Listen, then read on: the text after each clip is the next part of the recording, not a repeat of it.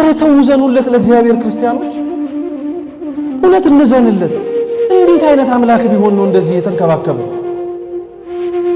ሌላው ደክሞ ቢገባበት እኛ ግን ከመድከምን ባለፈ በጥቂት ነገር እንድንወርሰው ያደረገናል። ምን አይነት አምላክ ነው በእውነት! እግዚአብሔር ቸር ነው። በቃ ይህን የሚያክል ሰማያዊ መንግስቱን እንዲሁ ዝም ብሎ በፍርፋሪ ወረሱት ይላል። በቃ ውሃ አጠጣ፣ የታረዘ አልብስ፣ የታሰረ ጠይቅ፣ እንግዳ ተቀበል ብሎ የኔን መንግስት ወረሰ። እንኳን የእግዚአብሔርን መንግስት ቀርቶ እኮ በዚህ መሬት ባለችው እንኳን ስልጣናችን ይሄን በጎ ነገር ስላደረክ ተብሎ ማን ወንበር ይሰጣል? ማን አብረኸኝ ተቀመጥ ይልሃል? ማን ከገባህበት መውጣት የለም ከተቀመጥክበት መውረድ የለም ይልሃል? አንዱ እግዚአብሔር ብቻ ነው ይሄን ሊያደርግ የሚችለው። የአብዛኞቻችን የክርስቶስ የመስቀል ህይወትና ኑሮ ግን አንገታችንና ነጠላችን ላይ ነው ይቀር። እውነቴን የምላችሁ ክርስቲያኖች በጣም ነው የምናሳዝነው። ጀርባችን ላይ ካጣፋ ነው ነጠላ አንገታችን ላይ ካሰር ነው መስቀል ውጪ እኮ የእውነተኛን አይተው ክርስቲያን መሆናችንን የሚያውቁ ሰዎች አሉ። ማርያምን ብንል ገብርኤልን ብንል በስማቸው በቅዱሳን አትማሉ እየተባለ ብንብል እንኳን እነሱ ይሆኑ እንዴ እንደባላል። ስራችንን አይተው የሚያውቁን ሰዎች እኮ ጠፍተዋል። በቃ አብዛኞቻችን ግን ራሳችንን እንመልከት። ነጽተን ተቀድሰን እግዚአብሔር በኃጢአታችን የተማረረ መሸከም እኛን የከበደውና የሰለቸው ይመስል ተስተካክዬ ካልሆነ ከዚህ በኋላ ብመጣም የሚቀበለኝ አይመስለኝም እያለ ብዙ ነገር እናወራለን። አላዋቂነታችንን እኛ እንዳወቅ ነው ሁሉ ማለት ነው። ሌላው ሰው አለማወቃችንን ቢያውቀው ምን የሚጎልብን ነገር ይኖር? እንደው እውነቴን የምነግራችሁ ክርስቲያኖች አብዛኞቻችን ሳናውቅ የምንዘባርቀው ሳንረዳ የምናወራው ምንም ነገር እንኳን ግንዛቤው ሳይኖረን ካለመናገር መናገር ይሻላል ብለን በምናወራባቸው ብዙ መድረኮች እፎይ የሚያስብለን ትልቅ ነገር ምን እንደሆነ ታውቃላችሁ? አላውቅም ማለት። እስኪ አላውቅም በሉ። ምን ያሳፍራል ታዲያ ይሄንን ማለት?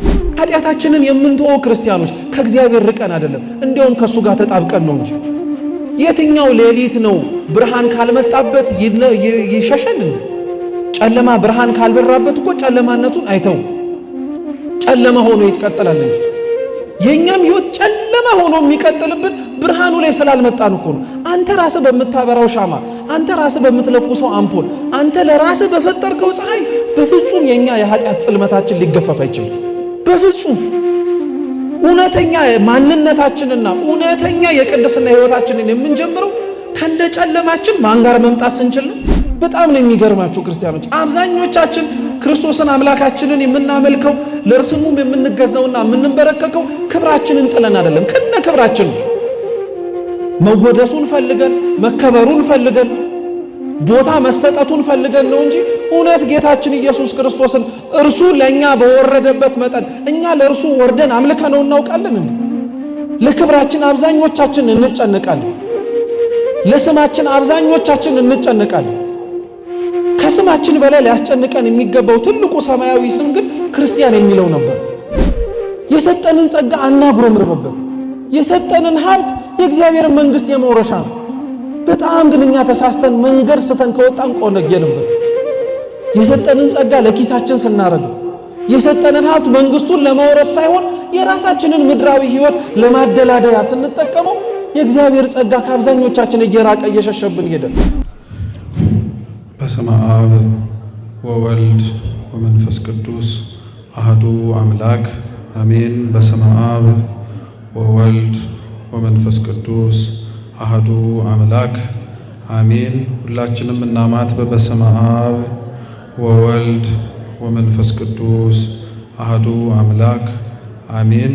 ቸርነቱን ምሕረቱን ይቅርታውን በእድሜያችን ላይ ጨምሮ በፊቱ ያሳየነውን የእምነት ማነስ የመግባር ጉድለት ይቅር እያለን እንደ ኃጢአታችን እንደ በደላችን ያልከፈለን የአባቶቻችን አምላክ ልዑል እግዚአብሔር ስሙ የተመሰገነ ይሁን። አምላካችን ቅዱስ እግዚአብሔር ቢወድ ቢፈቅድ ከዚህ ሰዓት በኋላ ባለን ጥቂት ደቂቃ ሕያውና ዘላለማዊ የሆነውን የአምላካችንን ቅዱስ ቃል እንማራለን።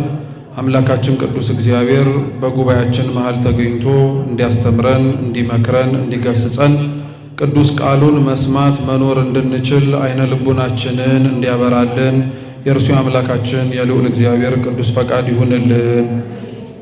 የሐዋርያው ቅዱስ ዮሐንስ ወንጌል ምዕራፍ 3 ከቁጥር 1 ጀምሮ ተጽፎ በሚገኘው በዚህ ሳምንት አስበነው ስለምናልፈው ስለ ኒቆዲሞስ ተጽፎ በሚገኘው የመጽሐፍ ቅዱስ ክፍል መነሻ የምንማር ይሆናል። አስቀድሜ የመጽሐፍ ቅዱሱን ቃል ሁላችሁ መስማት እንድትችሉ በንባብ አሰማችሁና ወደ ትምህርታችን እንሄዳለን። እግዚአብሔር ከሁላችን ጋር ይሁን። የዮሐንስ ወንጌል ምዕራፍ 3 ቁጥር 1 ከፈሪሳውያን ወገን የአይሁድ አለቃ የሆነ ኒቆዲሞስ የሚባል አንድ ሰው ነበር። እርሱም በሌሊት ወደ ኢየሱስ መጥቶ መምህር ሆይ እግዚአብሔር ከእርሱ ጋር ከሆነ በቀር አንተ የምታደርጋቸውን እነዚህን ምልክቶች ሊያደርግ የሚችል የለምና መምህር ሆነ ከእግዚአብሔር ዘንድ እንደመጣህ እናውቃለን አለው። ኢየሱስም መልሶ እውነት እውነት እልሃለሁ ሰው ዳግመኛ ካልተወለደ በቀር የእግዚአብሔር መንግሥት ሊያይ አይችልም አለ። ኒቆዲሞስም ሰው ከሸመገለ በኋላ እንዴት ሊወለድ ይችላል? ሁለተኛ ወደ እናቱ ማኅፀን ገብቶ ይወለድ ዘንድ ይችላልን? አለው። ኢየሱስም መለሰ እንዲህ ሲል እውነት እውነት እልሃለሁ ሰው ከውሃና ከመንፈስ ካልተወለደ በቀር የእግዚአብሔርን መንግሥት ሊገባ አይችልም። ከሥጋ የተወለደ ሥጋ ነው፣ ከመንፈስም የተወለደ መንፈስ ነው። ዳግመኛ ልትወለዱ ያስፈልጋቸዋል ስላልኩህ አታድንቅ። ነፋስ ወደሚወደው ይነፍሳል፣ ድምፁንም ትሰማለህ፣ ነገር ግን ከወዴት እንደመጣ ወዴትም እንዲሄድ አታውቅም። ከመንፈስ የተወለደ ሁሉ እንዲህ ነው። ኒቆዲሞስም መልሶ ይህ እንዴት ሊሆን ይችላል? አለው። ኢየሱስም መልሶ እንዲህ አለው፣ አንተ የእስራኤል መምህር ስትሆን ይህን አታውቅምን? እውነት እውነት እልሃለሁ የምናውቀውን እንናገራለን፣ ያየነውንም እንመሰክራለን፣ ምስክራችንም አትቀበሉትም። ስለ ምድራዊ ነገር በነገርኳችሁ ጊዜ ካላመናችሁ ስለ ሰማያዊ ነገር ብነግራችሁ እንዴት ታምናላችሁ? ከሰማይ ከወረደ በቀር ወደ ሰማይ የወጣ ማንም የለም፣ እርሱም በሰማይ የሚኖረው የሰው ልጅ ነው። ስለ ቅዱስ ቃሉ የአምላካችን የልዑል እግዚአብሔር ስም የተመሰገነ ይሁን። እንደ እግዚአብሔር ቅዱስ ፈቃድ ቁጥር 5 ላይ ባለው ዳግም መወለድ በሚል ርዕስ የምንማር ይሆናል። አምላካችን ቅዱስ እግዚአብሔር እንዲያስተምረን፣ እንዲመክረን፣ እንዲገስጸን የእርሱ ቅዱስ ፈቃድ ይሁንልን። እስኪ ዳግም መወለድ በሉ። ድገሙት። አሁንም ድገሙት። በዚህ ርዕስ እንማራለን። አምላካችን እንዲያስተምረን ቅዱስ ፈቃዱ ይሁንልን። የአብይ ጾም 7ኛው ሳምንት ኒቆዲሞስ ተብሎ ይጠራል። በዚህ ሳምንት ልክ እንዳለፉት ሳምንታት ሁሉ ቅድስት ቤተ ክርስቲያናችን የሚነበበውን የሚዘመረውን ክርስቲያኖች በሙሉ ወደ ትንሣኤ በሚያደርጉት ጉዞ ላይ ትኩረት ሰጥተው ሊያስተውሉት የሚገቡትን ቅዱሳት መጻሕፍት ላይ የተዘገቡትን ጽፋ አስቀምጣልናለች። የአብይ ጾም ከጀመርንበት ዘወረደ ከሚለው ሳምንት ጀምሮ እያንዳንዱ ሳምንታት ለየብቻቸው የምናስተውልባቸው የምንማራቸው ትምህርቶች ሲኖራቸው፣ እያንዳንዱ ሳምንት ግን ለክርስቲያኖች ብቻውን ተናጠል የሆነ ሳምንት ሳይሆን እርስ በርስ እየተያያዘ ዘወረደ ብለው የጀመሩትን ሳምንት የትንሣኤ ሳምንት ላይና በዓል ላይ የሚያደርሳቸው ከሩቅ ሆኖ ለሚመለከት ሰው የአብይ ጾም ሳምንታት ትምህርቶች በሳምንታቱ ጀምረው በሳምንታቱ የሚያበቁ ይመስለዋል። ለክርስቲያኖች ግን እያንዳንዱ ሳምንት ላይ የጀመርነው ትምህርት የመጨረሻ መደምደሚያው ትንሣኤ ነው እንጂ ሌላ ቀን ወይም ሌላ በዓል አይደለም። በተለምዶ እኛ በምናውቀውም ስርዓት እንደሆነው እሁድ የምንቀበለውን የአብይ ጾም ሳምንት የምንጨርሰው ቅዳሜ ማታ ነው። እንደምታውቁት ቅዳሜ ማታ ከሌሊቱ አገልግሎት ጀምሮ በስርዓተ ቅዳሴያችን ደግሞ በዕለተ እሁድ ቀጣዩን ሳምንት እንቀበላለን እና አብዛኛው ሰው የሚመስለው የሳምንቱ ትምህርት እሁድ ጀምሮ ቅዳሜ የሚያበቃን የሚመስለው፣ ግን ለክርስቲያኖች እንዳልኳችሁ እያንዳንዱ ሳምንት እርስ በእርስ የተገናኘ እርስ በእርስ ጥያቄና መልስ ያለበት እርስ በእርስ እያንዳንዱ ሳምንት ከአንዱ ወደ አንዱ እየተሻገርን ወደ ጌታችን ወደ ኢየሱስ ክርስቶስ ትንሣኤ የምንደርስበት እያንዳንዱ ሳምንት እንዴት እርስ በእርስ እንደሚሰናሰል በተወሰነ መልኩ እንመልከተው። የአብይ ጾም የመጀመሪያው ሳምንት ዘወረደ ተብሎ ይጠራል።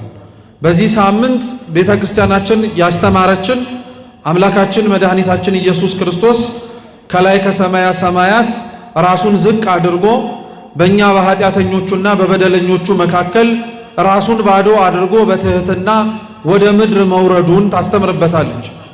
የአምላካችን የልዑል እግዚአብሔር ከላይ ከሰማያት መንበሩ መውረዱ፣ በኃጢአተኞች መካከል መመላለሱ፣ በደለኞችና ነውረኞች ሆነን ሳለን ግን ሳይጸየፈን እንዲያውም ለእኛ ትህትናን ያሳየን ዘንድ አርአያ ይሆነን ዘንድ ለምን አምላክ ሰው ሆነ?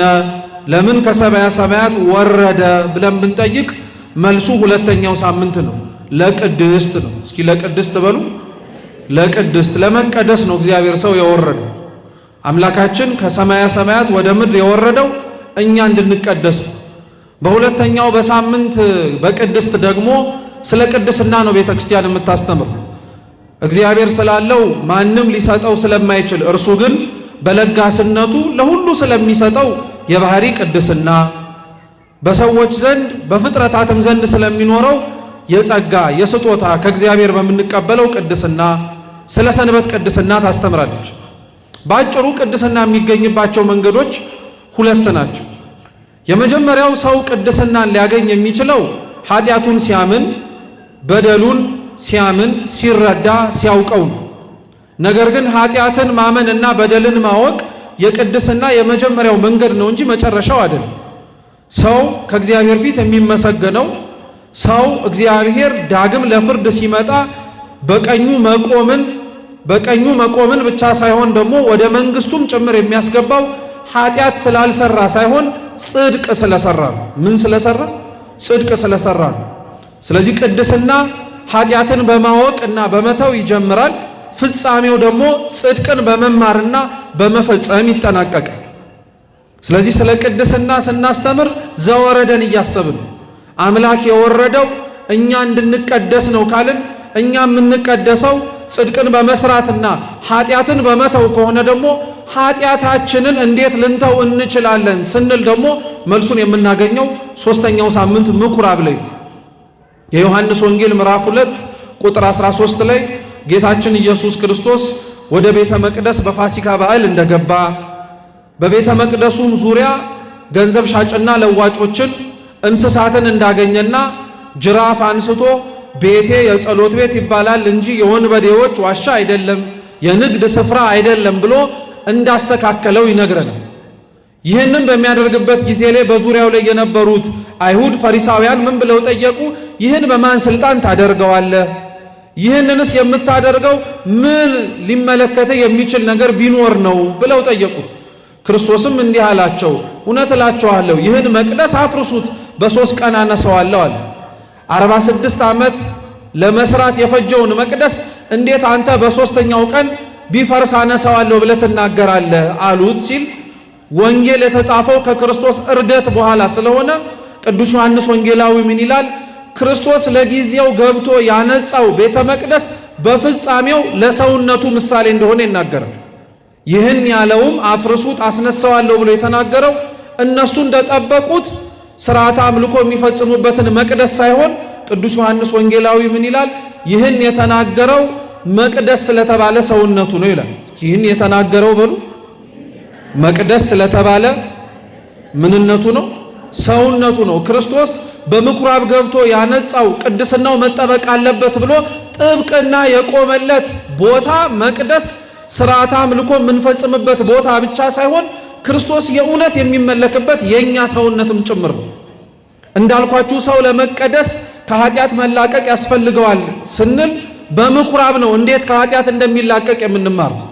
ክርስቶስ ጅራፍ አንስቶ እያጮኸ ገንዘብ ሻጭና ለዋጮችን እንስሳቱን እንዳባረረው ሁሉ ክርስቶስ አንስቶ የተጠቀመበት መኖር የሌለባቸውን ነገሮች መቅደስ ከተባለ ከሰውነታችን ያባረረበት ስልጣነ ክህነት፣ ንስሐ፣ ቅዱስ ቁርባን በካህናቱ እጅ በክርስቶስ ስልጣን የምናገኘው ነገር።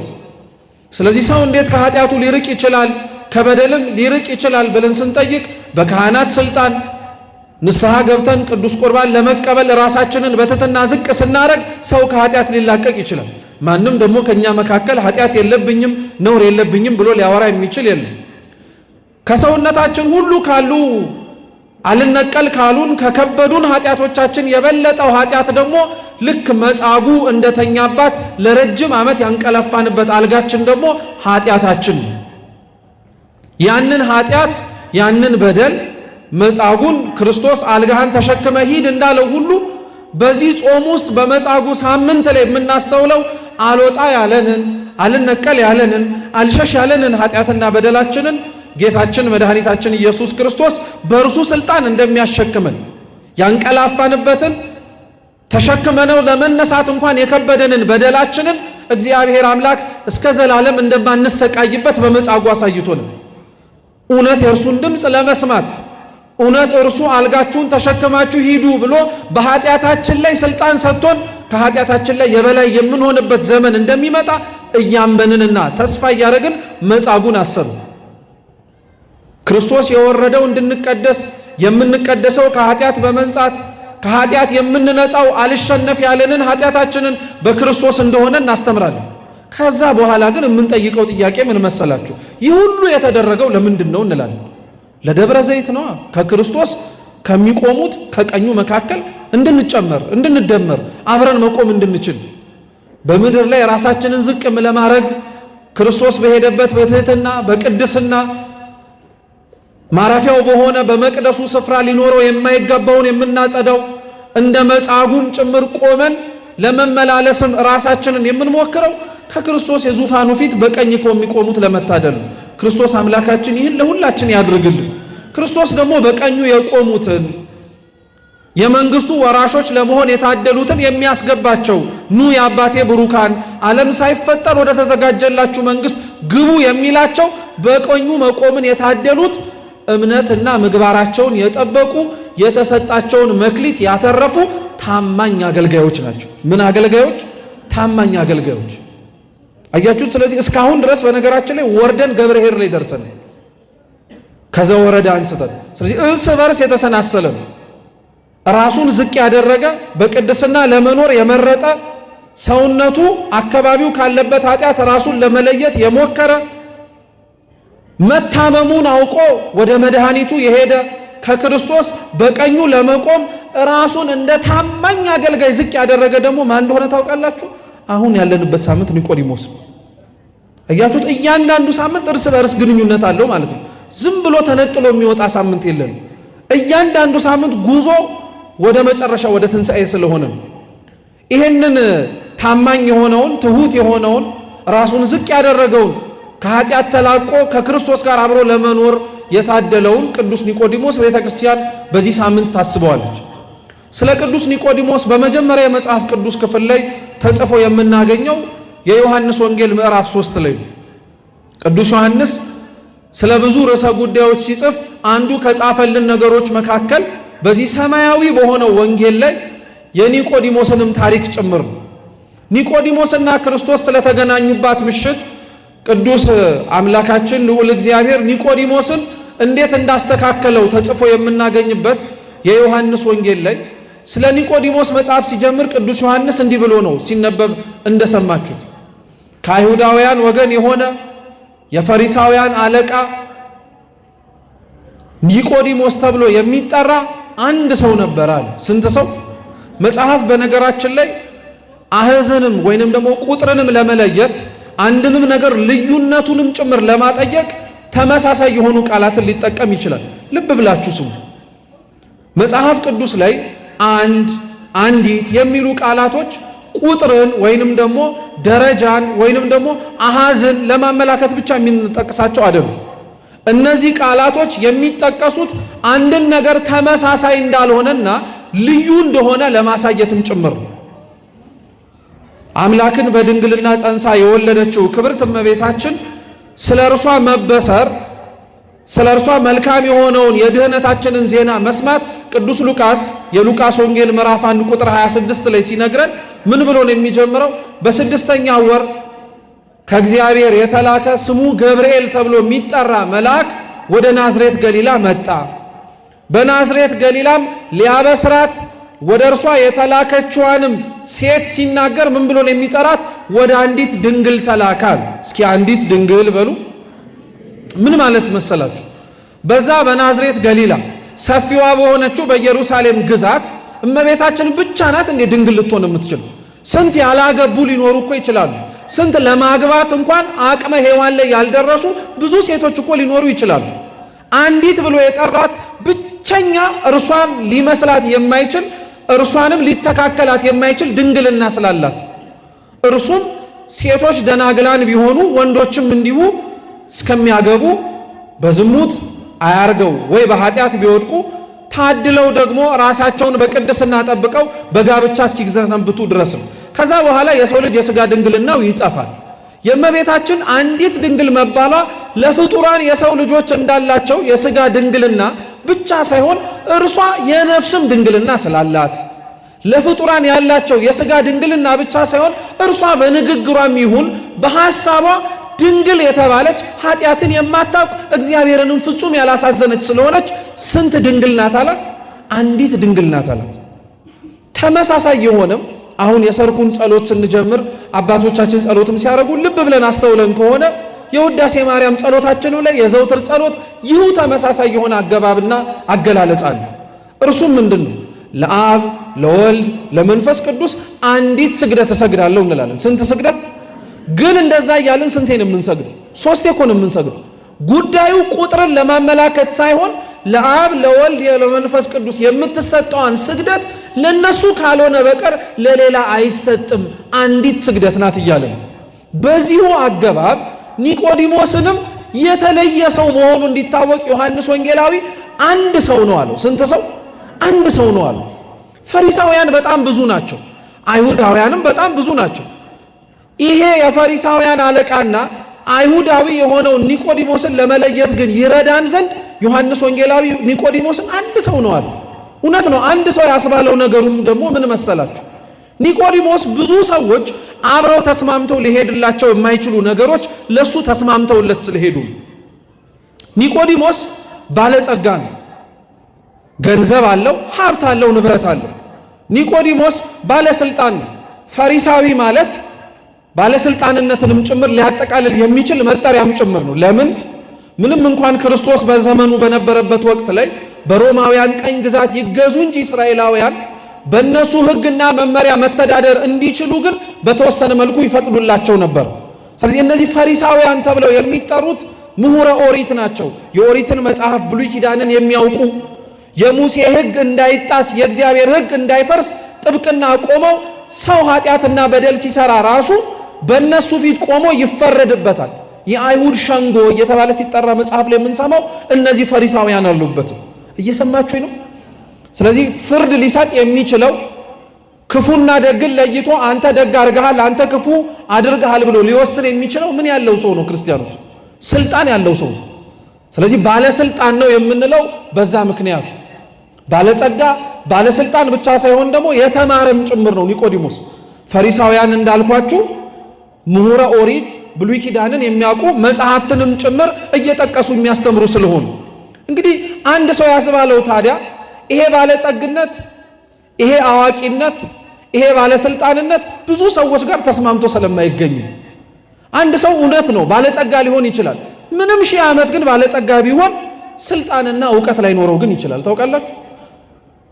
አንድ ሰው አዋቂ ሊሆን ይችላል። አዋቂ ሆኖ ግን ገንዘብና ስልጣን ላይኖረው ይችላል። አንድ ሰው ደግሞ በተገላቢጦሽ ገንዘብ ኖሮት ስልጣንና እውቀት ላይኖረው ይችላል። በብዙዎቻችን ዘንድ አንዱ ሲኖር ወይ ሁለቱ ይጎላሉ፣ ወይ ሁለቱ ሲኖሩ አንዱ ሊጎልብን ይችላል። ኒቆዲሞስ ግን ባለጸግነትም ባለስልጣንነትም አዋቂነትም ያለው ሰው ስለሆነ ስላልተለያዩበት የተለየ ሰው መሆኑን እንድናውቀው መጽሐፍ ኒቆዲሞስን ስንት ሰው ነው አለው? አንድ ሰው ነው አለው። አንድ ሰው ነው አለው። ይሄ ታዲያ አንድ ሰው ተብሎ የተጠራው ኒቆዲሞስ ልዩ የሆነውም ኒቆዲሞስ ጌታችን ኢየሱስ ክርስቶስን ለማግኘት ዘወትር ይሄድ የነበረው ሌሊት ነው። ሌሊት የሄድባቸው የነበሩትን ምክንያት አባቶቻችን ሲያስረዱ አንድም በአይሁድ ሸንጎ ስርዓት መሰረት ቀን ፍርድ ላይ ቀን አገልግሎት ላይ ስለሚውል ብቸኛ ሊኖረው የሚችለው ትርፍ ሰዓት ሌሊት ነው። ብዙዎች ሰርተው በሚያንቀላፉበትና ሰርተው ስለ ስጋቸው ድካም በሚያርፉበት ወቅት ላይ ኒቆዲሞስ በሌሊት ወደ ክርስቶስ ይሄዳል። ይሄ ትምህርት ነው። ቀን በሥራ ለራሳችን ለስጋችን ለምንደክም ሰዎች የሌሊቱ ክፍለ ጊዜ የምንተኛበት ብቻ ሳይሆን ለስጋችን በደከምንበት ልክ ለነፍሳችንም ጭምር ቆመን የምንጠልይበት ከክርስቶስ ጋር የምንገናኝበትም ሰዓት እንደሆነ ኒቆዲሞስ አስተማሪ ነው። ሁለተኛው ኒቆዲሞስ በሌሊት የሄደበት የነበረበት ምክንያት ደግሞ ለክብሩ ስለሚጨነቅ አዋቂ ስለሆነ ባለስልጣን ስለሆነ በሰዎች ዘንድ ክብርና ዝናም ጭምር ስለነበረው የእርሱን አላዋቂነቱንና ጠይቆ ሊረዳው የሚያስፈልገው ብዙ ነገር እንዳለ ማንም ሰው እንዲያውቅበት አይፈልግም ነበር። በጣም ብዙ ሰዎች የምንፈራው ነገር ምን መሰላችሁ? ከኃጢአት ቀጥሎ አላዋቂ መሆንን። አላዋቂነት ማንም ሰው አይፈልግም። ታውቃላችሁ? አላወቅም መባልን፣ አታውቅም መባልን በጣም ብዙዎቻችን አፍ አውጥተን አንናገረው እንጂ አላዋቂነትንና አለማወቅን እንኳን ምክንያት አድርገው የሚነገሩ ንግግሮችን እንኳን እንጸየፋቸዋለን። ምንም እንኳን እኮ ባልማር ብለን እናወራለን። ምንም እንኳን እኮ ፊደል ባልቆጥር እንላለን። አላዋቂነትን ስለምንጸየፈው እኮ ነው። ኒቆዲሞስ አላዋቂነቱን ማወቁ ትልቅ ዕውቀት ሲሆንለት አላዋቂነቱን ደግሞ ሌላው ሰው እንዳያውቅበት መፈለጉ ደግሞ በጣም መሰናክል ሆነበት። ትልቁም ነገር ነው። በነገራችን ላይ ክርስቲያኖች እኛው ራሳችን በእያንዳንዳችን አለማወቃችንን ማወቃችን ትልቁ ዕውቀት ነው።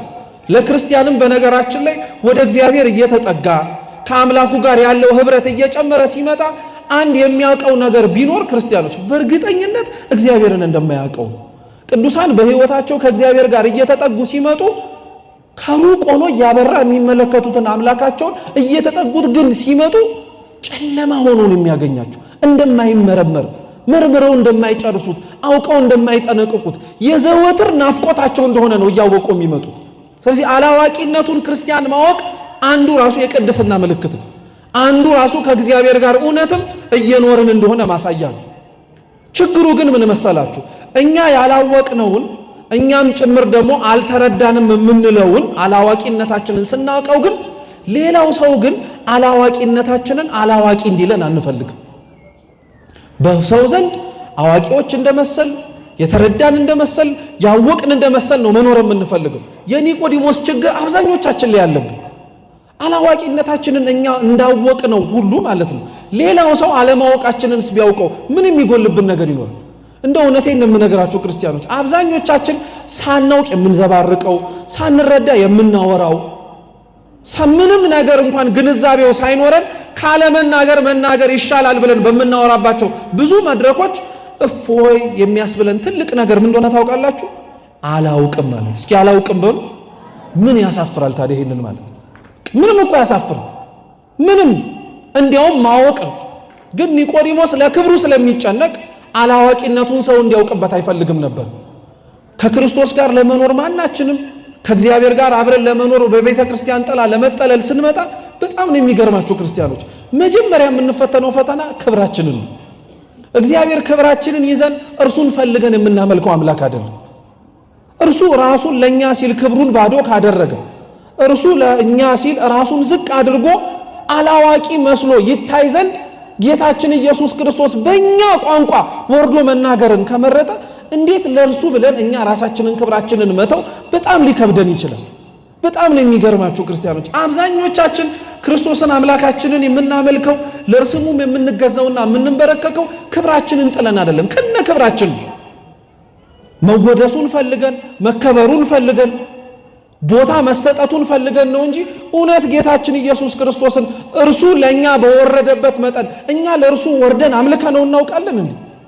ለክብራችን አብዛኞቻችን እንጨነቃለን። ለስማችን አብዛኞቻችን እንጨነቃለን። ከስማችን በላይ ሊያስጨንቀን የሚገባው ትልቁ ሰማያዊ ስም ግን ክርስቲያን የሚለው ነበር። ከስማችን በላይ በጣም ሊያስጨንቀን የሚገባው በሀብተ ውልድና በስመ ክርስትና ያገኘነው ከማይጠፋው ዘር የተወለድንበት የክርስቶስ ስም ነበር፣ ስማችን ሆኖ እንድንጠራበት የተመረጥንበት። ግን አብዛኞቻችን ለክብራችን እንጨነቃለን፣ ለክርስቲያንነታችን አንጨነቅለት። የሚያሳስበን ለአእምሯችንም ጭምር ስለ ክርስትናችን ትዝ የሚለን በጣም የተወሰኑ ቦታዎች ነው እንጂ በብዙ ቦታ አይደለም። ለዛ ነው ቅዱስ ኤፍሬም ሶርያዊ ምን ይላል መሰላችሁ? እናንተ በእያንዳንዳችሁ በትርፍ ጊዜያችሁ የምታመልኩትን እግዚአብሔርን በሙሉ ጊዜያችሁ እንዲታዘዛችሁ አትፈልጉ ይላል። አብዛኞቻችን ቦታ መርጠን ጊዜ መርጠን ሁኔታ መርጠን ነው የምናመልከው ክርስቶስን። ታውቃላችሁ? በሁሉም ቦታ እንገዛለትም፣ በሁሉም ቦታ ዝቅ አንልለትም፣ በሁሉም ቦታ በኑሯችን ውስጥ እንዲታይ አንፈቅድለትም ለክርስቶስ። እንደኛ የፈጠረውን ሰውነት እንደኛ በፈጠረውም ፍጥረት የተቸገረበት እኮ ሰው የለም። በነገራችን እንደኛ አስቸጋሪ የለም ለክርስቶስ። እንደኛም ደግሞ እንዳስቸጋሪነታችን በአምላካችን ፊት የሚወደድ ፍጥረት የለም። ስለዚህ ኒቆዲሞስ ሌሊት የሚመጣው ለክብሩ ተጨንቆ ነበር። ሶስተኛው ግን ሌሊት ተብሎ የሚጠራው የምሽቱ ክፍለ ጊዜ ራሱን የቻለ ደግሞ ሌላ ትርጉም ሌላ ሐሳብ ደግሞ እንድናነሳ በር የሚከፍትልን። የሚገርማችሁ መጽሐፍ ሌሊት ብሎ የሚጠራው ከምሽት 12 ሰዓት በኋላ ያለውን ክፍለ ጊዜ አይደለም። በሀገራችን እንደምታውቁት እያንዳንዱ ክፍለ ጊዜ ወይም ሰዓትን አቆጣጠር ማዕከል ያደረገ የራሳችን የሆነ ሰላምታ የምንሰጥበት መንገድ አለ። ለምሳሌ ከጠዋት ከ12 ሰዓት ጀምሮ እስከ 3 ሰዓት እስከ 4 ሰዓት የምታገኙትን ሰው ምን ብላችሁ ነው ሰላም የምትሉት? መልሱ እንጂ እንደምን አደር። ከ4 ሰዓት በኋላስ እንደምን አደርክ አይባልም። እንደምን ምን አረክም አረፈድክ። ከ6 ሰዓት በኋላስ እንደምን ዋልክ። ከ11 ሰዓት በኋላስ እንደምን 2 ሰዓትስ የሚመጣው ምንድን ነው የሚባለው? ደህና መሸህ ነው። አይዟችሁ ምን አስጨነቃችሁ? እንዴት አመሸን ይባል። 3 ሰዓትስ ቢመጣ እንዴት አመሸህ ነው። የምሽቱን ሰዓት እንዴት አመሸህ ብለን ነው። ግን ምሽት ተብሎ የሚጠራውና ሌሊት ተብሎ የሚጠራው ሰዓት ይለያያል። ምሽት ተብሎ የሚጠራው አሁን እኛ የተሰበሰብንበት ሰዓት ነው። አሁንም ሰዎች እየተንቀሳቀሱበት፣ አሁንም በቀኑ ሲደክሙ የነበሩ እንደኛ የሚመስሉ ሰዎች ወደ ቤታቸው ወደ መጠለያቸው እያለፉና እየገቡ ያሉበት ሰዓት ምሽት ተብሎ ነው የሚጠራው። ሌሊት የሚባለው የምሽቱ ጥልቅ ክፍል ነው። እርሱም ፀሐይ በፍጹም ሊወጣ የማይችልበት፣ በፍጹም ብርሃንን የማንጠብቅበት፣ እንኳን ሰዎች ሊንቀሳቀሱበት ቀርቶ ሰዎች መንቀሳቀስ አቁመው አራዊት ደግሞ የነሱ ሰዓት ነውና ወጥተው መራመድ የሚችሉበት ሰዓት ነው። እየሰማችሁ ነው? ሌሊት የሚባለው እሱኛው ሰዓት ነው። ኒቆዲሞስ የመጣው በየትኛው ሰዓት ነው? በሌሊት። ሰው የማይንቀሳቀስበት ለሕይወቱ ስጋት ሊሆንበት በሚችልበት ሰዓት ላይ እርሱ ክርስቶስ ጋር ይመጣ ነበር። ለሕይወታችሁ በጣም የሚያሰጋችሁ ነገር፣ ወደ ክርስቶስ ላያስቀርባችሁ የሚችላችሁ ነገር ምንድን ነው? ክርስቲያኖች፣ ሰዓት ነው? ቦታ ነው? ሰው ነው? ሁኔታ ነው? አያችሁ፣ ኒቆዲሞስ ይህንን ሁሉ አልፏል። አይገርም?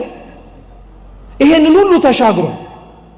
ከዛ ውጭ ግን በጣም ትኩረት እንድታረጉበት የፈለግኩበት ብንማረውም በጣም የሚጠቅመን ደግሞ ሌላው ነጥብ ምን መሰላችሁ? መጽሐፍ ቅዱስ ሌሊት ብሎ የሚጠራው የምሽቱን ጥልቅ የሆነውን የጨለማውን ጊዜ ብቻ ሳይሆን ሌሊት የሚለውን የኃጢአትንም ዘመን የበደልንም ዘመን። ለምሳሌ የቅዱስ ዮሐንስ ወንጌል ምዕራፍ 11 ላይ ጌታችን ኢየሱስ ክርስቶስ የአልዓዛርን የወዳጁን መሞት ሲነገረው አልዓዛር ወዳጄ ሞቷል፣ ላነሳው ልቀሰቅሰው እሄዳለሁ ያለበት ክፍል ላይ ምን አለ መሰላችሁ? ክርስቶስ አብራችሁም በሉ ብርሃን ሳለላችሁ በሉ እንጂ በብርሃን ተመላለሱ። ምን ማለት ይመስላችኋል? ብርሃን ሳለላችሁ በብርሃን ተመላለሱ። ከዛ ይቀጥልና ማንም ሊሰራበት የማይችለው ሌሊት ይመጣልና ይል። ብርሃን ሳለላችሁ በብርሃን ተመላለሱ ማለት አንደኛ እየኖራችሁ እየተነፈሳችሁ መራመድ በቻላችሁበት ጊዜ ላይ መስራት የምትችሉትን ጽድቅ ስሩ፣ ማድረግ የምትችሉትን በጎ ነገር ሁሉ ስሩ። ብርሃን የሚባለው የኛ እድሜ ነው። በብርሃን ተመላለሱ፣ ብርሃንን ስሩ የሚባለው ደግሞ መልካም የሆነ በጎ ነገር ነው። ብርሃን ሳለላችሁ በብርሃን ተመላለሱ ካለ በኋላ ክርስቶስ ግን ምን አለ? ማንም ሊሰራባት የማይችልባት ሌሊት ይመጣል። ሌሊት የምትባለው ኃጢአት ማለት ነው። ብዙዎቻችን በነገራችን ላይ ጽድቅ ስንሰራ በኃጢአት የምንወድቅ አንመስልም። ታውቃላችሁ? በጎ ስናረግ ንፉግ አንመስልም። ሰጪ ስንሆን ከልካይ አንመስልም። ብርሃን ሲሆን በብርሃን እንመላለሳለን። ማንም የማይሰራባት ባልጠበቅናት ሰዓት ላይ ተንሸራተን ልንወድቅባት የምንችልባት ሌሊት ኃጢአት፣ ክፋት እንዳለ ሁላችንም እንረሳለን። ክርስቲያን ግን ሲኖር አስተውሎ፣ ክርስቲያን ግን ሲራመድ ተጠንቅቆ እንዲሆን መጽሐፍ ይነግረን። ሁላችንም ጽድቅ ስንሰራ በጽድቃችን እንዳንመካ የሚያደርገን ዛሬ የሰጠው እጃችን ነገ ሊነፍግ ይችላል ብለን ስለምንሰጋ ነው። ጽድቅ ስንሰራ በእግራችን ቤተ መቅደስ ስንመጣ ብዙ ያን ያክል መጻደቅ የማይጠበቅብን ዛሬ ወደ ቤተ ክርስቲያን የሮጠው እግራችን ነገ ላይ ደግሞ ወደ ሌላ ቦታ ሲሮጥ ልናየው ስለምንችል ነው። ሌሊት እየተባለ የሚጠቀሰው ኃጢአት ነው፣ ክፋት ነው፣ በደል ነው። ለዛ ነው ክርስቲያኖች ስንኖር በምንችለው አቅም መልካም ነገር ለማድረግ እንሞክር። ያ መልካም ነገር አባቶቻችን ሲናገሩ የምንሰራው በጎ ነገር ሁሉ ልክ ጎተራ ውስጥ እንደሚቀመጥ እህል ነው ይላሉ። ሌሊት ሲመጣ ኃጢአት መስራት ስንጀምር ያኔ የሰራናቸው በጎ ስራዎች፣ ያኔ የሰራናቸው መልካም ነገሮች ወደ እግዚአብሔር መልሰው እንደሚያመጡን ታውቃላችሁ። ብዙ ሰው መልካም ነገር መስራት ነገ ኃጢአት ሲሰራ በደጉ ጊዜ ቢያንስ ይሄን ነገር አድርጌ ነበረ ብሎ እንዲያስበው አይደለም የሚፈልገው። መልካም ይሰራ የነበረበት ዘመን እንትቶ ኃጢአት የሚሰራበት ዘመን ላይ ብዙ መልካም የሰራ ሰው ትላንትና ስለሰራው መልካም ነገር እግዚአብሔር አምላክ የንስሐ ዕድሜ ማስተዋል የሚችልበትንም ጉልበት ሰጥቶ ወደ ጽድቅ ሊመልሰው እንደሚችል ታውቃላችሁ? ይችላል እኮ። እንዴት አወክ ብትሉ ዘወትር የእመቤታችን ተአምር ሲነሳ፣ ዘወትር የእመቤታችን ተአምር ሲነበብ በላዔ ሰብእ ትዝ አይላችሁም እንዴ? በላዔ ሰብእ እኮ ሰው መብላት ከመጀመሩ በፊት እኮ በጣም ጻድቅ እንደነበረ ታውቃላችሁ? በጣም የተመሰገነ ስራ ይሰራ ነበር። ትላንትና ይሰራ ስለነበረው መልካም ስራው እኮ ነው ልክ በኋላ ላይ ደግሞ ስሟ ሲጠራበትና ማርያም የሚለውን ስም ለመብላት ፈልጎት ነገር ግን አልበላ ያለውን በቁስል የተመታውን ሰውነት አይቶ ምሕረት አድርጎለት አልበላውም ብሎ ቢተው እኮ የእመቤታችን በስሟ የተሰጠው ውሃ የእመቤታችን የጥላዋ ማረፍ እኮ ነው እሱን ወደ ጽድቅ መንገድ መልሶ እንዲሰማራ ያደረገው። ብዙ የቅዱሳን ታሪክ ላይ በቅድስና ሕይወት ተመላልሰው በኋላ ላይ ወደ ኃጢአት ሲገቡ ትላንትና የሰሩትን መልካም ስራቸውን አስበው እግዚአብሔር አምላክ አሁን ደግሞ በጎ የሚሰሩበትን ዕድሜ ይጨምርላቸዋል። እግዚአብሔር ለሁላችን ይህን ያደርግልን። እውነት ትላንትና በንጹህ ልባችን ስላደረግን ትላንትና ምንም ክፋት ሳናስብ ሳንስገበገብ ምንም አይነት ነውር የሆነ ነገር ሳናስብ ያደረግናቸው በጎ ጊዜያቶች እኛ የረሳናቸውን እግዚአብሔር ያስታውሰዋል። እኛ የዘነጋናቸውን እሱ ግን አስታውሶ ለጽድቅ ምክንያት እንዲሆነን ኃጢአትን ትተን ወደ እግዚአብሔር መንገድ እንድንጀምር ያደርገን። ስለዚህ ምን እያልኳችሁ መሰላችሁ ክርስቲያኖች? ኒቆዲሞስ በሌሊት መጣ ማለት ኃጢአቱን ገና ሳይተው ማለት ነው። ኒቆዲሞስ ወደ ክርስቶስ የመጣው ትቶ መምጣት ያለበትን ነገር ትቶ ሳይጨርስ ነው። ፈሪሳውያን እንዳልኳችሁ ክርስቶስን ለመስቀል ክርስቶስን ለመግደል ዘወትር ጠዋት ማታ የሚሰበሰቡ ናቸው። ከነሱ ማህበር መካከል ሆኖ ነው እሱ ወደ ክርስቶስ የመጣው። ፈሪሳውያን ዘወትር የክርስቶስን ትምህርት እየሰሙ ችግሩን ለማውጣትና ከተናገረው ነገር ስህተት ለመፈለግ ለቀና የሚያዳምጡ ሳይሆን ጆሮአቸው ውስጥ በሌላ ነገር እየተረጎሙ ይረዱት ነበር። በነዛ መካከል ኒቆዲሞስ ነበር። ትልቅ ትምህርት ነው። በዚህ ሁሉ መካከል ኒቆዲሞስ በሌሊት ክርስቶስ ጋር ይገኝ ነበር። ኃጢአት ስንተው አይደለም እኮ እግዚአብሔር ጋር የምንመጣው ክርስቲያኖች። ኃጢአታችንን ትተን አራግፈን እስከምንጨርስ ድረስ አይደለም ጠብቀን የምንመጣው ቤተክርስቲያን። ከነ ችግርህ ነው የምትመጣው። ኒቆዲሞስ መቼ አይሁድን ሸንጎ ተወው ክርስቶስ ጋር ሲመጣ? መቼ እንግደለው ከሚሉት መካከል አብሬ አልሰለፍም ብሎ ራሱን ለየ። ኒቆዲሞስ ሌሊት ክርስቶስ ጋር ሲመጣ ከነ ችግሩ እኮ ነው ክርስቶስ ጋር የመጣው ከነ ድክመቱ። አብዛኞቻችን ግን ራሳችንን እንመልከቱ። ነጽተን ተቀድሰን እግዚአብሔር በኃጢአታችን የተማረረ መሸከም እኛን የከበደውና የሰለቸው ይመስል ተስተካክዬ ካልሆነ ከዚህ በኋላ ብመጣም የሚቀበለኝ አይመስለኝም እያለን ብዙ ነገር እናወራለን። እንኳን እኛን ቀርቶ ኒቆዲሞስን እንደዛ አላረገውም። በሌሊት ሲመጣን የተቀበለው ክርስቶስ። ኃጢአታችንን የምንተወው ክርስቲያኖች ከእግዚአብሔር ርቀን አይደለም፣ እንዲያውም ከእሱ ጋር ተጣብቀን ነው እንጂ። የትኛው ሌሊት ነው ብርሃን ካልመጣበት ይሸሻል እንዴ? ጨለማ ብርሃን ካልበራበት እኮ ጨለማነቱን አይተው ጨለማ ሆኖ ይቀጥላል እንጂ። የኛም ህይወት ጨለማ ሆኖ የሚቀጥልብን ብርሃኑ ላይ ስላልመጣን እኮ ነው። አንተ ራስህ በምታበራው ሻማ፣ አንተ ራስህ በምትለኩሰው አምፖል፣ አንተ ለራስህ በፈጠርከው ፀሐይ በፍጹም የኛ የኃጢአት ጽልመታችን ሊገፈፍ አይችልም። በፍጹም እውነተኛ ማንነታችንና እውነተኛ የቅድስና ህይወታችንን የምንጀምረው ከእንደ ጨለማችን ማን ጋር መምጣት ስንችል ነው።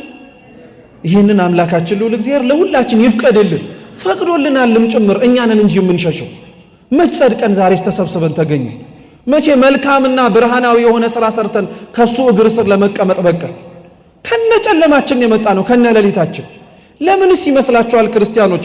ከነ ጨለማችን ካላቆምነው ኃጢአታችን ጋር ቤተ መቅደሱ በሰማይ በተሰራው አምሳል በምድር ላይ በተተከለው ቦታው ላይ እግዚአብሔር እንድንሰበሰብ እንፈቅድልን። ልብ ብላችሁ ስሙ ክርስቲያኖች።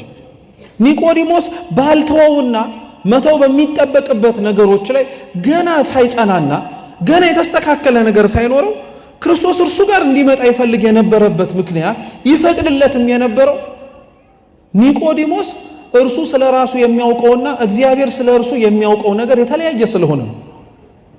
እግዚአብሔር እያንዳንዱን ጠርቶ ያሰማራቸውንና ወደ በረቱ እንዲገቡ የፈቀደላቸውን ሰዎች እንደው በጥቂቱ ልንገራችሁ ክርስቲያኖች። ሁሉም ሌሊት ላይ ነበሩ ሲጠሩ።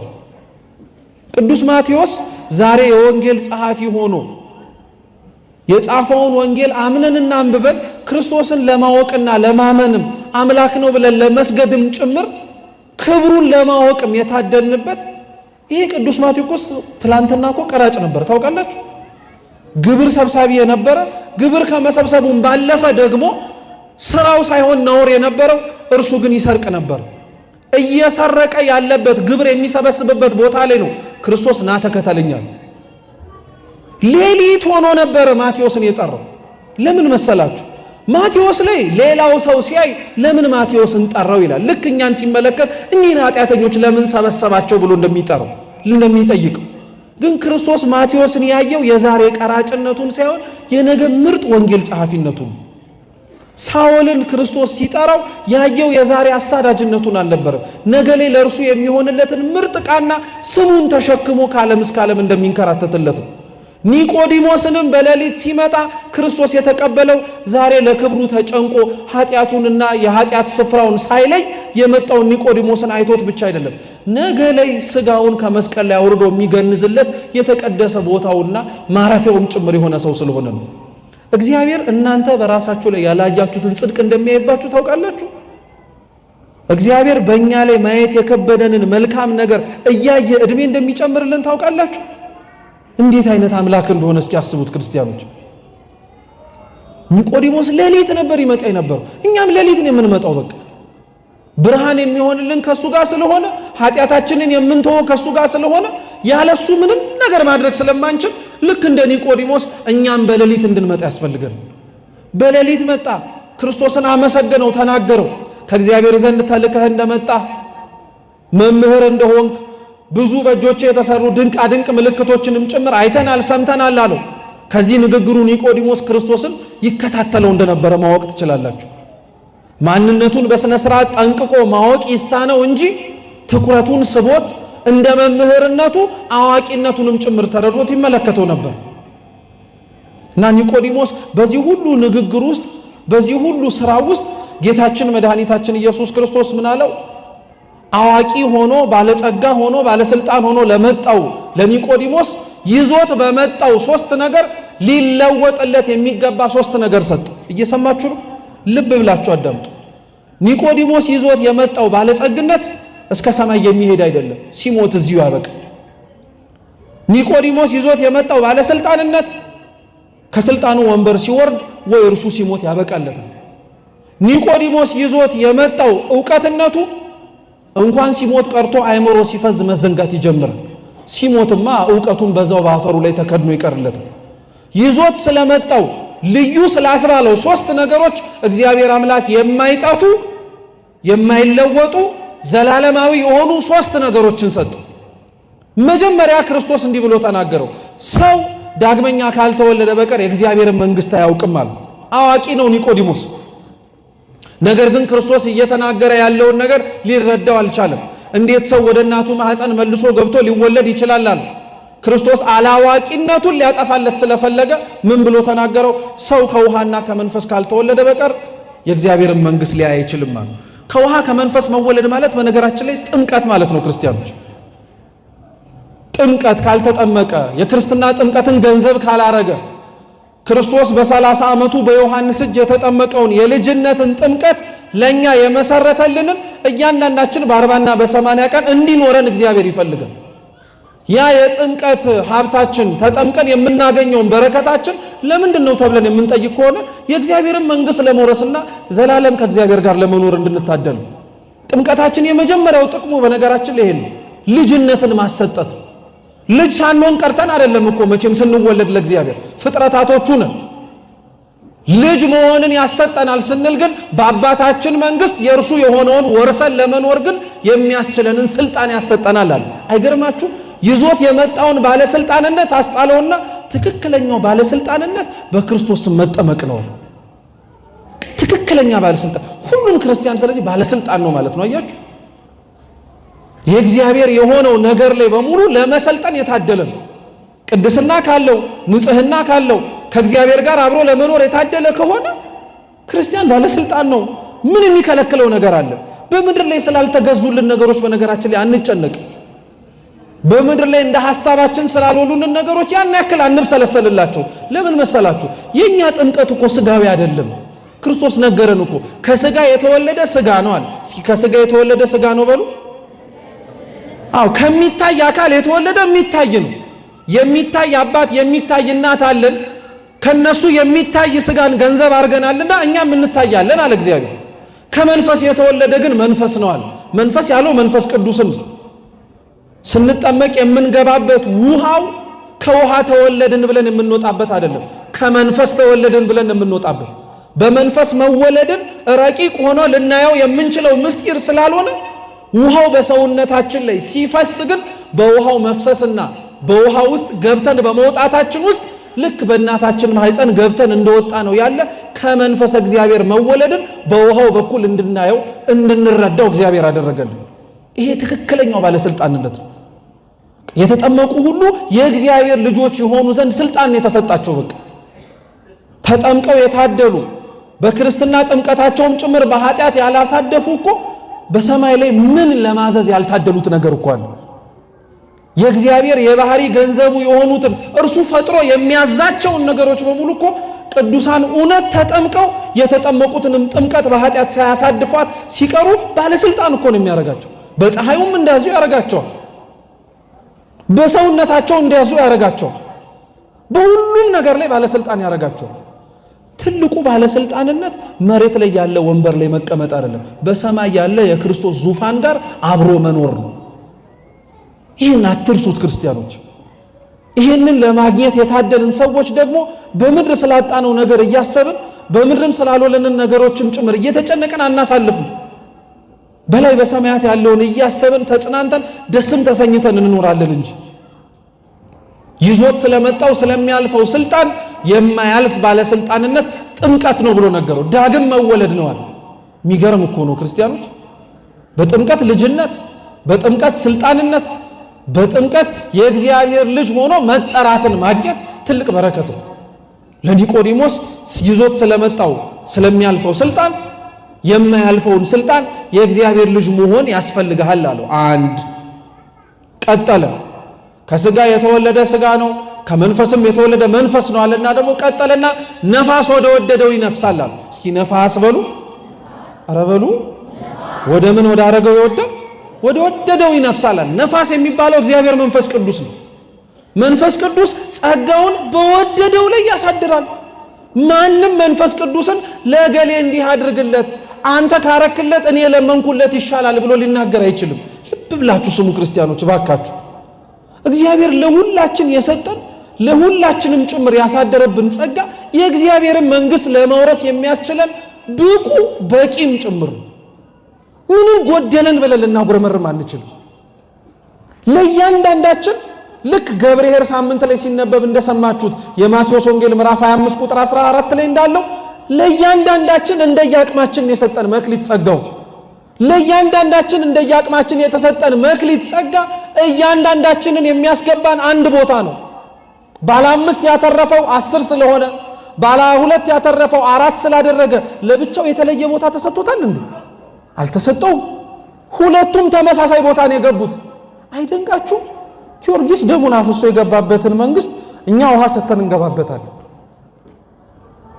በጣም እኮ ነው የሚገርመው። እውነት እግዚአብሔር እንዴት ቸር እንደሆነ እስኪዩት።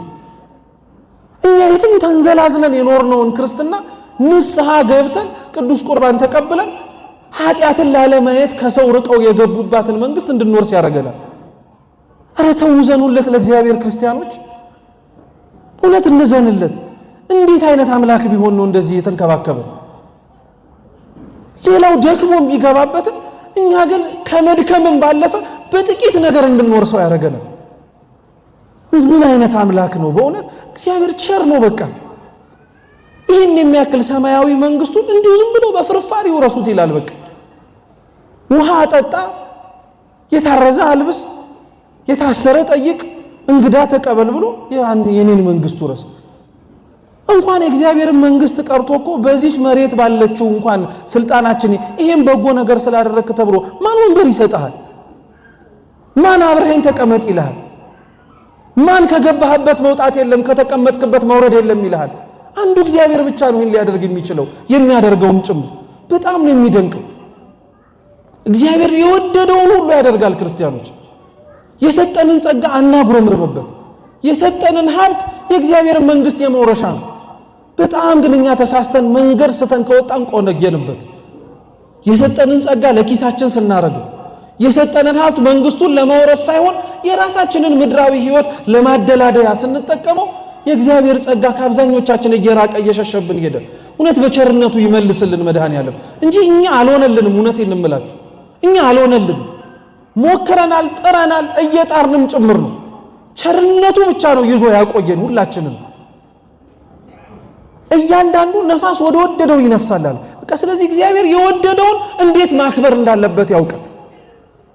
እኛ ለስጋዊ አይን የምናያቸው ሰዎች የጎደለባቸው፣ እኛ በስጋዊ አይን ስንመለከታቸው የተሻለ ቢሰጣቸው የተሻለ ሊያደርጉ ይችላሉ ብለን የምናስባቸው ሰዎች አሉ። ልብ ብላችሁ ስሙ። በነገራችን ላይ በተለይ በጥቂቱ የታመኑ በተለይ ባላቸው መልካም ነገራቸው ላይ በመነሳት ምን አለ የተሻለ ነገር ባደረገላቸው ብለን ለምንላቸው ሰዎች ይሄ ጥሩ ምሳሌ ነው። ልብ ብላችሁ ስሙ። መጽሐፈ ስንክሳራችን ላይ ታኅሳስ 7 ላይ ተጽፎ የሚገኝ የአባ ዳንኤል የሚባል ታሪክ አለ። በረከቱ ለሁላችን ትድረሰን። አባ ዳንኤል አንድ ድንጋይ በመጥረብ ይተዳደር የነበረ አንድ ሰው ነበር። እየሰማችሁ ነው?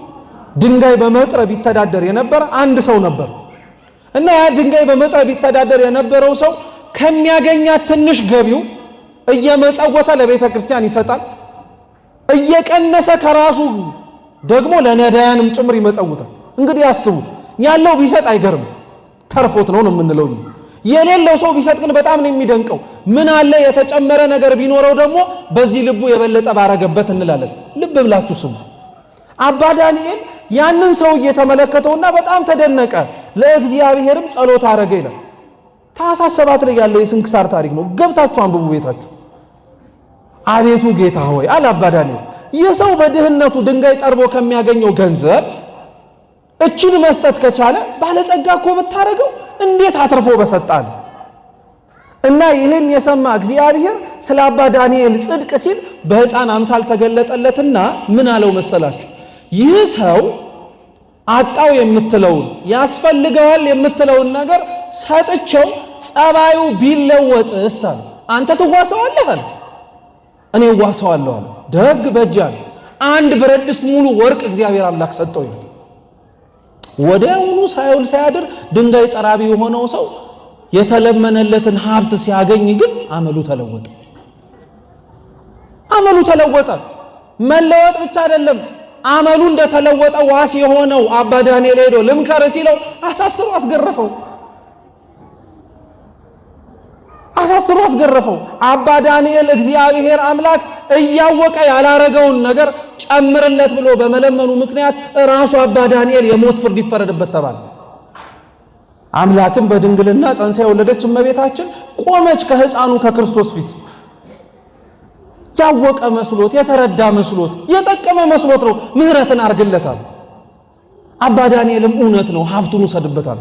ወዲያውኑ ጠላት ተነሳ፣ ተወረረ፣ ሀብቱ በሙሉ ተወረሰ። መልሶ ድሃ ሲሆን ትላንትና የነበረውን ጽድቅ መልሶ አገኘ። እና አሁን አንተና እኔ እግዚአብሔር እንደሚሆኑ ይሁኑ ብሎ ያደረጋቸውን ሰዎች የበለጠ ያርግላቸው ብለህ የምትጠይቀው ነፋስ ወደ ወደደ እንደሚነፍሰው ዘንግተኸው እኮ ማንን ምን ማድረግ እንዳለበት እግዚአብሔር ጠንቅቆ ያውቅ። እያንዳንዳችን የተሰጠን ጸጋ አልኳችሁ የእግዚአብሔር መንግስት መውረሻ ነው። ልክ ጥምቀት የእግዚአብሔር ልጅነትን ማግኛ ዘላለማዊ ሕይወትን መውረሻ ነው እንደምንለው እግዚአብሔር የሰጠንም ጸጋ በምድር የምንከብርበት ሳይሆን በሰማያትም ጭምር የምንኖርበት ነው። በሰማያት የምንኖርበት ነው። ሐዋርያት የተሰጣቸው ጸጋ፣ ሰማዕታት የተሰጣቸው ጸጋ የሚታገሱበት፣ አንደበታቸውን ከፍተው የሚናገሩበት፣ የሰሙትን ለመኖር የሚጣጣሩበት ጸጋ የእግዚአብሔር መንግስት ለመውረሻ ነው እንጂ ስማቸውን ለዘላለም ተክሎ ማቆያ አይደለም። እየሰማችሁ ነው ክርስቲያኖች?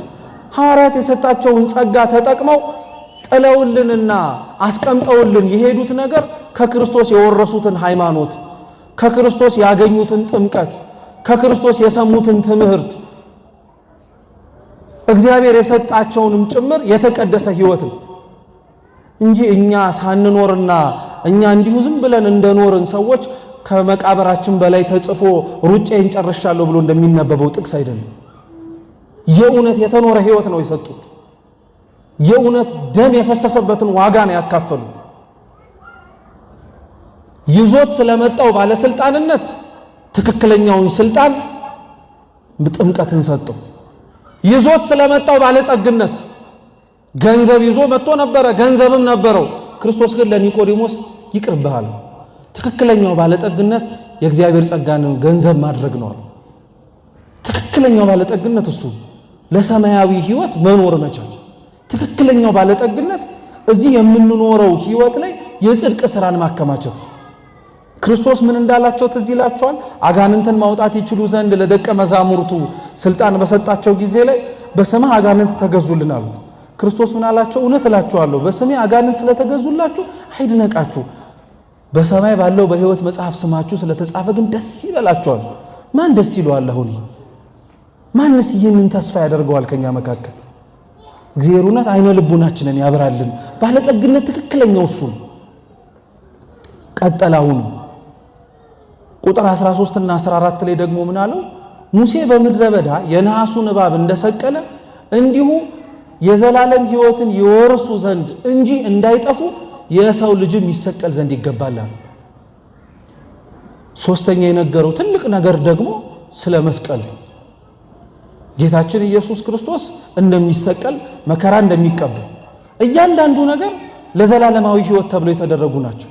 ክርስቶስ የተጠመቀው ለኛ ለዘላለማዊ ሕይወት ለመስጠት ነው። ክርስቶስ የመንፈስ ቅዱስን ጸጋ ለሐዋርያት ከዛም በኋላ ላለን ለተጠመቀን ሰዎች የሰጠን የዘላለማዊ ሕይወት እንድንወርስበት። ክርስቶስ የተሰቀለው ለዘላለማዊ ሕይወት እንደሆነ ሁሉ እኛም መስቀሉን ተሸክመን እንድንኖር እንድንመላለስ የሚጠራንም ለዘላለማዊ ሕይወት ነው። የአብዛኞቻችን የክርስቶስ የመስቀል ሕይወትና ኑሮ ግን አንገታችንና ነጠላችን ላይ ነው የቀረው። እውነቴን የምላችሁ ክርስቲያኖች በጣም ነው የምናሳዝነው።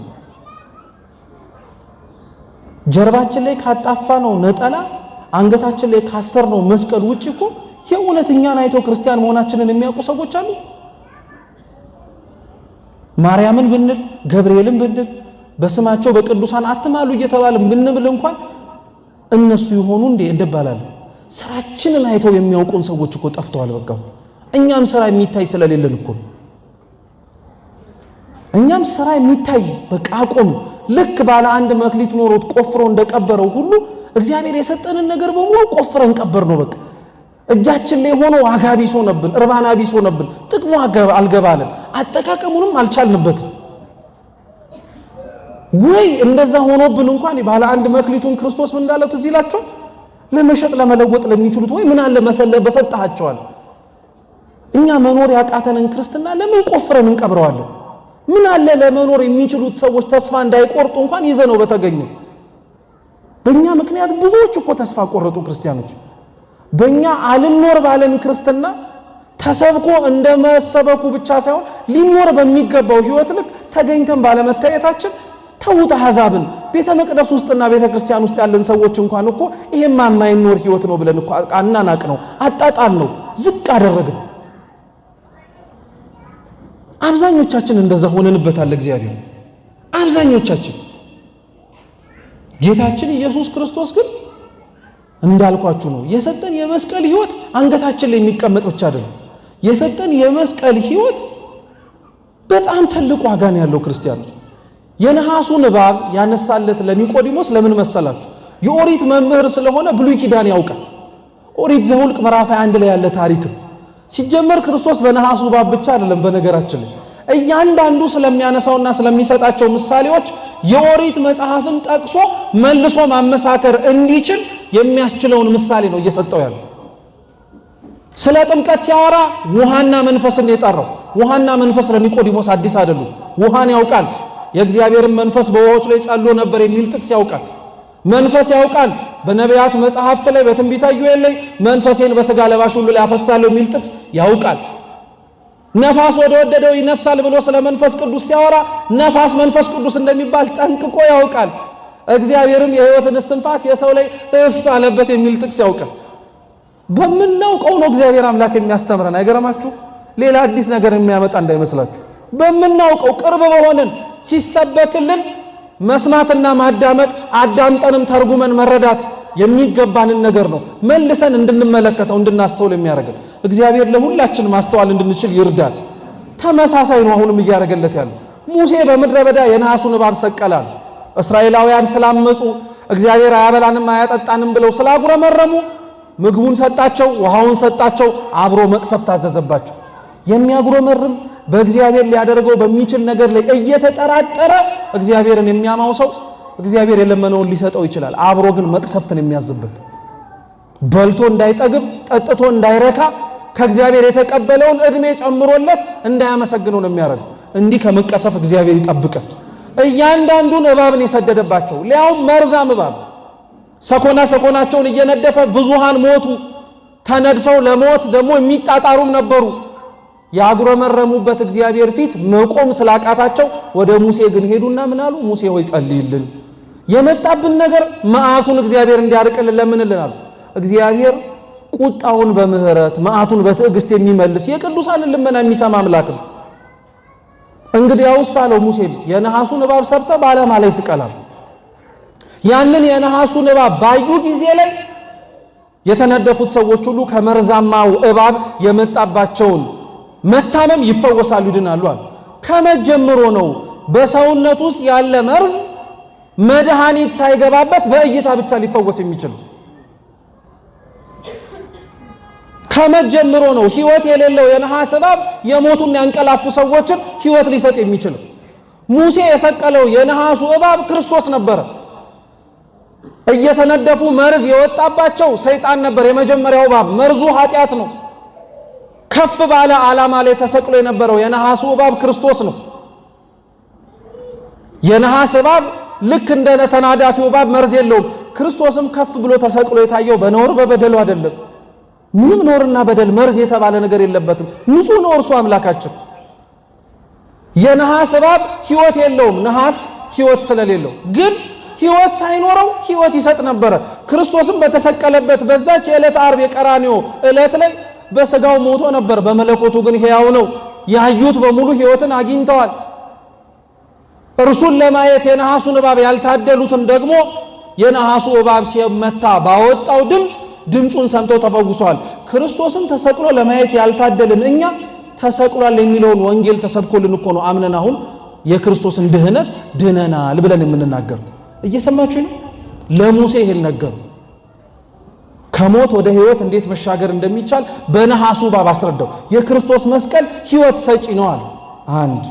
አንድ ልጨምርላችሁና ትምህርታችንን እንጠቅልል። ሁለተኛ ነገሥት ላይ ደግሞ የኤልሳ ታሪክ አለ። እስኪ ኤልሳ በሉ። ኤልሳ የኤልያስ ደቀ መዝሙር ነው፣ ነቢየ እግዚአብሔር ይባላል። በረከቱ ለሁላችን ትድረስ። የኤልሳ ደቀ መዛሙርት አብረው ተቀምጠው ይማሩበት የነበረበት ቦታ ላይ ተቀምጦ ለመማር ቦታ ጠበባቸው። የክርስቶስ መስቀል ጥቅሙ እንዲገባን ነው። በነገራችን ላይ ክርስቲያኖች ይህን ሁሉ የምንናገር እንዴት ሕይወትን እንደሰጠን እንድንረዳው። ቦታ ጠበበን፣ መቀመጫ እንድንሰራ እባክህ ፍቀድልን፣ በወንዙ ዳር ባሉት እንጨቶች ቆርጠን እናምጣሉት። ኤልሳ ፈቀደ፣ ዝም አለ።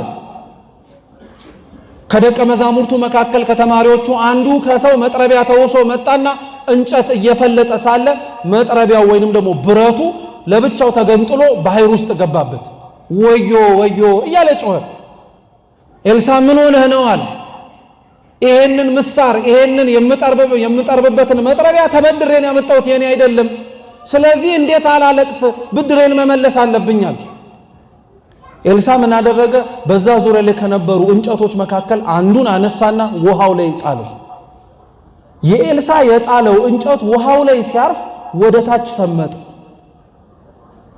የተዋሰው የገባው የመጥረቢያው ብረት ደግሞ ከታች ከሰጠመበት እንጨቱ ወደ ውስጥ ሲገባ ወደ ላይ ወጣ። እኛም የምናውቀው በተፈጥሮ ስርዓት እንጨት ሲንሳፈፍ ብረት ሲሰጥም፣ ኤልሳ የጣለው እንጨት ግን ሰጥሞ መስጠም የሚጠበቅበት ብረት ግን ከፍ ብሎ ወጣ። ኤልሳ የጣለው እንጨት መስቀል ነው። ባህሩ ሲኦል ነው። ብረቱ አዳም ነው። አዳም ልክ እንደ ብረቱ ወደ ጥልቅ ገባ። ላይወጣ የሚችልበትን ተስፋውን እስኪያጣ ድረስ ወደ ጥልቁ ወደ ሲኦል ገብቶ ከዲያብሎስ ጋር አብሮ ተቀመጠ። 5500 ዘመን ተቀጣ። የክርስቶስ መስቀል ግን ልክ ኤልሳ ባህሩ ላይ ሲጥላት ከፍ አርጋ ብረቷን እንዳወጣችው ክርስቶስም መስቀሉን በተሰቀለ ጊዜ ላይ እርሱም የራሱን ሕይወት አሳልፎ በሰጠ ጊዜ ላይ እርሱ ወደ ሲኦል ዘልቆ ሲገባ እኛ ደግሞ ራሳችን ከፍ ብለን ወጣ። የክርስቶስ መስቀል ዋጋ ተከፍሎልሃል የሚል መስቀል ነው። የክርስቶስ መስቀል እኛ መስጠም ሲገባን እሱ እንደሰጠመና እንደገባልን እኛ መውረድና መቀጣት የሚገባን ስፍራ ላይ እርሱ ግን እኛን ሊያወጣ መግባቱ እያንዳንዱን ነገር ተመልከቱ። ታዲያ አሁን ከተረዳችሁ የሚያውቀውን ባለስልጣንነት በሰማያዊ ስልጣን በጥምቀት ለወጡ አልኳችሁ። እስኪ የሚያውቀውን ባለስልጣንነት በሉ እንጂ በዘላለማዊ ጥምቀት ስልጣን ለወጠለት። በጣም ጥሩ። የሚያውቀውን ባለጠግነት በሉ በማያውቀው ነገር ግን በበለጠው በጸጋ መንፈስ ቅዱስ ለወጠለት። በሶስተኛ አሁን የሰማችሁት ደግሞ ምን መሰላችሁ? ኒቆዲሞስ ባለስልጣን ባለጸጋ ብቻ ሳይሆን ምንም ጭምር ነው ብያቸዋል። መምህር አዋቂ ነው ብለን የሚያውቀው ዕውቀት ኤልያስ እንጨት እንደጣለ ነው። የሚያውቀው ዕውቀት ሙሴ ነሐስ እባብ እንደሰቀለ ነው። እግዚአብሔር የማያውቀውን ዕውቀት ደግሞ አሁን ጨመረለት። የሙሴ የነሐሱ እባብ እኔ ነኝ አለ። ኤልሳ የጣለው እንጨቱ እኔ ነኝ አለ። የሚያልፈውን ዕውቀት አወጣፋለትና ኦሪት ስትናገር የነበረችውን ትንቢት ሁሉ ፍጻሜውን አምጥቶ ሰጠ። አንድ ሰው ማለት ይሄ ነው ክርስቲያኖች።